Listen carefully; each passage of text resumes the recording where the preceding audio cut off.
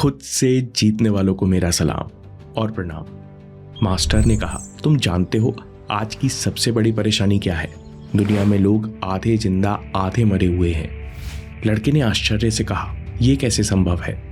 Master ने कहा, बेटा ये बेहोशी का युग है, इसलिए तो लोग यहाँ पूरी तरह खुशी और जोश महसूस नहीं करते। लोग खुद पर पूरा विश्वास नहीं करते क्योंकि वे आधे सोए हुए हैं।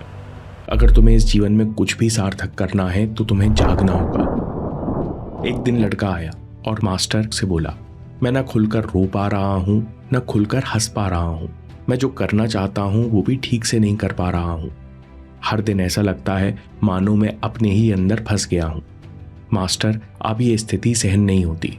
मैं अपने जीवन से बिल्कुल खुश नहीं हूँ।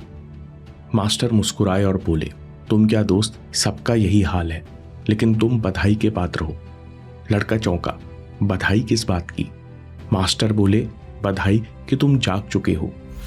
अवेयरनेस का पहला संकेत बेचैनी। ज्यादातर लोग दुखी रहते हैं, वे बस सहन करते रहते हैं, खुद को सुन्न कर लेते हैं, पर जागने को तैयार नहीं होते। मास्टर ने प्यार से लड़के के सिर पर हाथ फेरा और कहा, तुम जवान हो, मैं तुम्हें फोर्स नहीं कर सकता, इसलिए तुम्हें दो रास्ते देता हूं, बेहोशी या होश। मास्टर ने लड़के के आगे दोनों हाथ कर दिए और बोले, मेरे एक हाथ में नीली गोली है, ये बेहोशी की गोली है, इसे खाकर खुद को सुन्न कर लो। तुम सब कुछ भूल जाओ और वापस उसी दुनिया के शोर में डूब जाओ। तुम्हें दर्द कम होगा, लेकिन तुम आधे सोए और आधे जागे रहोगे। खुद को थोड़ा थोड़ा बदलने की कोशिश करोगे, कसम खाते और तोड़ते रहोगे। थोड़ी खुशी और थोड़ा दुख में ये जीवन कट जाएगा।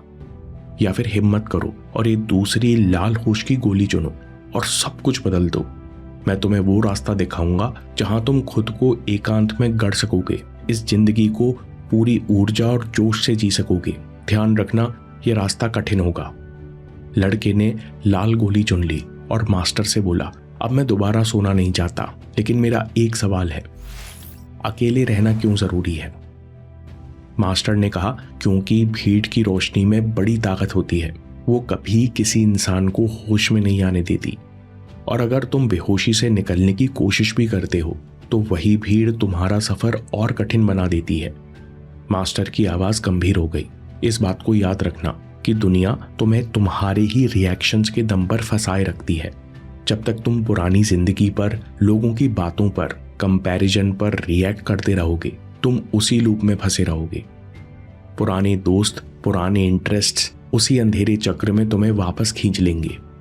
इसलिए इतिहास में जितने महान लोग हुए हैं, उन्होंने कुछ बनने के लिए खुद को दुनिया से दूर कर लिया। उन्होंने शांत रहकर खुद को तपाया, भीतर से खुद को बनाया और तभी कुछ नया बनकर बाहर आते हैं। लड़का बोला, तो क्या मुझे सब कुछ छोड़कर गुफा में जाना होगा? मास्टर पहले हंसे, फिर बोलते बोलते गंभीर हो गए, अरे नहीं, तुम्हें शरीर से नहीं, मन से दूरी बनानी है और भीतर से शांत होना है। एकांत में खुद से मुलाकात। अगली सुबह मास्टर ने लड़के को एक छोटा सा कमरा दिखाया। पूरा कमरा शांत था, इतना कि ना कोई घड़ी, ना कोई किताब, बस चटाई, पानी का घड़ा, 2 बर्तन और कलम कागज। मास्टर बोले, अगले 3 दिन तुम्हें यहीं रहना है। शांत बैठकर अपने मन को देखो और ये डिसाइड करो कि तुम अगले 3 सालों में क्या हासिल करना चाहते हो। किसी और की बात मत सुनो, बस अपने अंदर झांको और देखो कि तुम कैसे जीवन बदलना चाहते हो। जब ये क्लियर हो जाए तब मुझसे आकर मिलना। दरवाजा बंद हो गया। मास्टर जा चुके थे, लेकिन अगले आने वाले 3 दिन लड़के की नींद उड़ा देंगे। एक ही दिन में लड़का दौड़ता हुआ मास्टर के पास आया और बोला, जब से मैं अकेला बैठा हूं और भविष्य के बारे में सोच रहा हूं, तब से मन बेचैन है। मैं जितनी बार मन शांत करके कुछ नया करने की कोशिश करता हूं, उतनी बार पुरानी बातें मुझे बेचैन कर देती हैं। मैं कुछ भी सोच नहीं पा रहा, सब कुछ बहुत कठिन है। मास्टर ने कहा, अकेलेपन में 3 इमोशंस सबसे ज्यादा परेशान करते हैं। लोग इनसे इतने डरते हैं कि शांत रहने के ख्याल से भी दूर भागते हैं। लड़के ने पूछा, वो 3 इमोशंस कौन से हैं? मास्टर बोले, पहला डर। डर के कारण कुछ करने की हिम्मत नहीं होगी, हर काम शुरू करने से पहले कंफ्यूजन होगा। दूसरा गुस्सा, इस कारण तुम बस रिएक्ट करते रहोगे और सवाल करोगे कि वही सिचुएशन बार बार क्यों बन रही है। और तीसरा डर और गुस्से के मेल से बना रिग्रेट। रिग्रेट के कारण पास्ट बोझ बना रहेगा। मास्टर ने कहा, तुम्हारे अंदर कुछ पुरानी बातें, कुछ दर्द बैठे हैं, इसलिए ये 3 इमोशंस बार बार हावी हो रहे हैं। तुम्हें इन्हें कंट्रोल करना होगा। लड़के ने कहा, मैं कैसे कंट्रोल करूंगा, ये तो अपने आप हावी हो जाते हैं। मास्टर ने कहा, पास्ट के दर्द से बाहर निकलने का एक ही तरीका है, गलती को ट्रेनिंग का पहला कदम बनाओ। जीवन में आगे बढ़ने के लिए इंसान को 2 विरोधी सत्य साथ रखने पड़ते हैं। पहला कि हाँ मुझसे गलती हुई, दूसरा अब यही गलती मेरी सीख है। लड़के ने पूछा, गलती कैसे सीख बनेगी? मास्टर ने कहा, गलती वो स्थिति है जहां अहंकार टूटता है और अवेयरनेस पैदा होती है। गलती को दोष मत समझो, उसे साधना मानो। जो इंसान ऐसा कर लेता है वो हार को जीत की सीढ़ी बना लेता है। मास्टर उठे, अपना झोला साथ लिया और बोले, चलो अब मेरे साथ, मैं तुम्हें यात्रा पर ले चलता हूं। लड़का चौंक गया, अभी? लेकिन मैं तो बदलने को तैयार ही नहीं हूं। मास्टर बोले, यात्रा यानी अभी बदलाव शुरू करो। बड़ी घटना, बड़ी शुरुआत के इंतजार में लोग बैठे रहते हैं।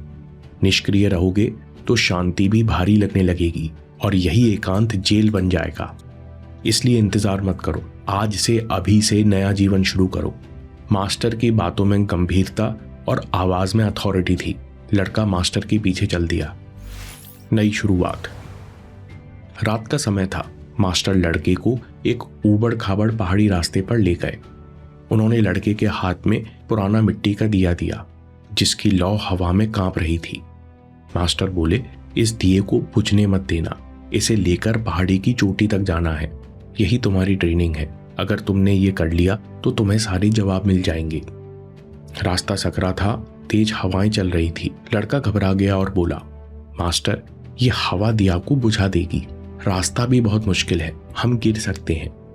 मास्टर रुके और बोले, हवा वही है, पर तुमने उसे अचानक खतरे का नाम दे दिया, इसलिए अब तुम्हारे भीतर दुख उठ रहा है। लेकिन मेरे लिए यह हवा खतरा नहीं है, ये तो बस याद दिला रही है कि हाथ ढीला मत पड़ने देना, ध्यान मत बिखरने देना। इस बात को समझो, हवा लौ नहीं बुझाती, तुम्हारी असावधानी बुझाती है। अगर तुम इस घटना को मुसीबत कहोगे तो डरोगे, अगर चुनौती कहोगे तो मजबूत बनोगे।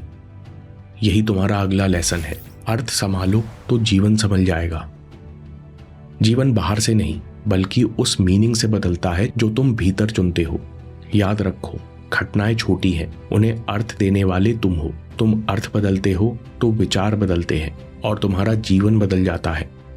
लड़के ने हवा और उस कठिन रास्ते को अपनी एकाग्रता बढ़ाने का चैलेंज बना लिया।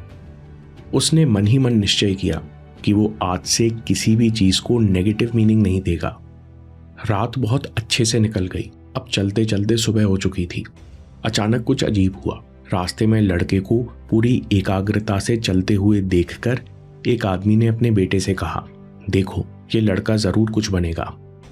लड़के का चेहरा खिल उठा। उसे लगा कि वो सच में बहुत अच्छा काम कर रहा है। इसी ताव में उसने नीचे देखना बंद कर दिया और पत्थर से टकराकर गिर पड़ा। सारे कपड़े गंदे हो गए।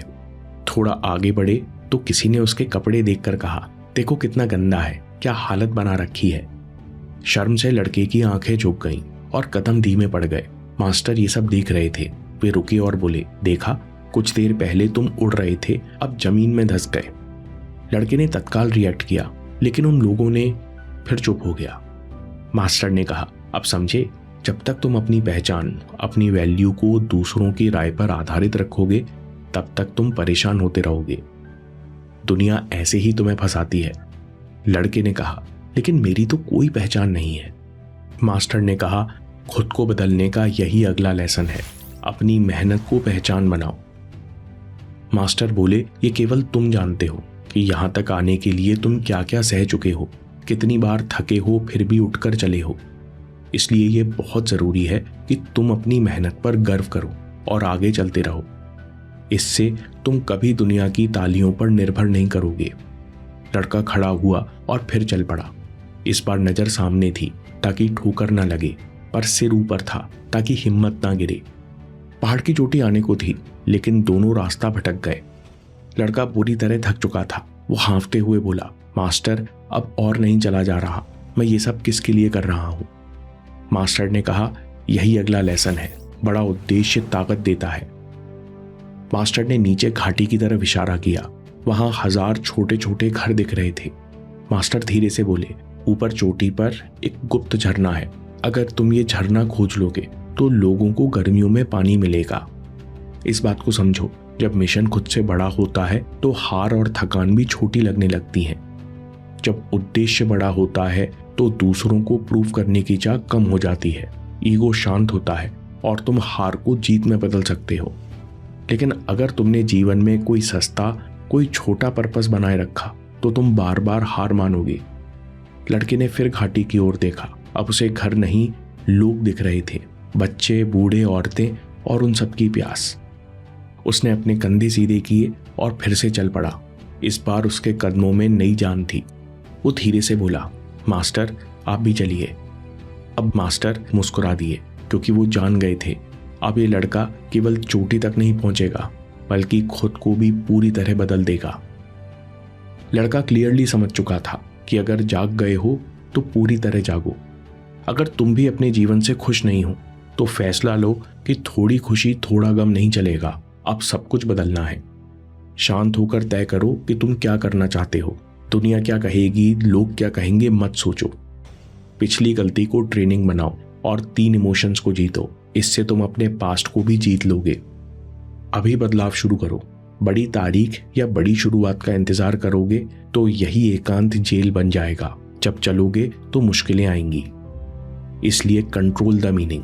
अर्थ बदलोगे तो जीवन बदलेगा। दुनिया में कई सारे लोग तुम्हें अपने साथ नीचे घसीटेंगे। दूसरों से प्रभावित नहीं होना है तो अपनी मेहनत पर गर्व करो, क्योंकि केवल तुम ही जानते हो कि तुमने कितना इंप्रूव किया है। अब तुम्हारी रेस खुद से है। जीवन बदलने के लिए बड़ा उद्देश्य बनाओ। ईगो शांत होगा तो तुम गलतियों के बावजूद चलते रहोगे। दोस्तों, गिल्ट, डर और जल्दबाजी आपकी ग्रोथ में कैसे रुकावट डालते हैं, इसे अगले वीडियो में जरूर देखिए या बात के लिए सेव कर लीजिए। मैं काम के किस्से लाता रहूंगा। हम जीतेंगे।